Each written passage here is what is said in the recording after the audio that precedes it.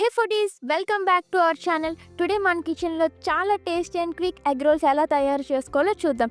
So let's get started. First ఒక బౌల్లో గోధుమ పిండి తీసుకోండి. దానిలో 1 స్పూన్ ఆయిల్, కొంచెం సాల్ట్, అలాగే వేడి నీళ్ళు వేసుకోండి. స్మూత్గా మిక్స్ చేసుకోండి. పిండి ఒక రౌండ్ షేప్లో రెడీ చేసుకొని వెట్ క్లాత్తో కవర్ చేసి ఒక 30 మినిట్స్ పక్కన పెట్టండి. ఈ టైంలో స్టఫింగ్ ప్రిపేర్ చేసుకుందాం. ఒక ప్యాన్లో 2 స్పూన్స్ ఆయిల్ వేసుకొని హీట్ చేయండి. వెజ్జీస్ మీ దగ్గర ఏ వెజిటేబుల్స్ అవైలబుల్గా ఉంటే అవి యూస్ చేయండి. ఫైన్, నేనైతే capsicum, carrot, tomato and onions use చేశాను. దానిలో తగినంత salt, 1 spoon vinegar, 1 spoon soya sauce and 2 spoons tomato sauce వేసుకొని బాగా మిక్స్ చేసి 5 మినిట్స్ కుక్ చేయండి. ఇప్పుడు ఈ స్టఫింగ్ని ఒక బౌల్లోకి ట్రాన్స్ఫర్ చేసుకోండి.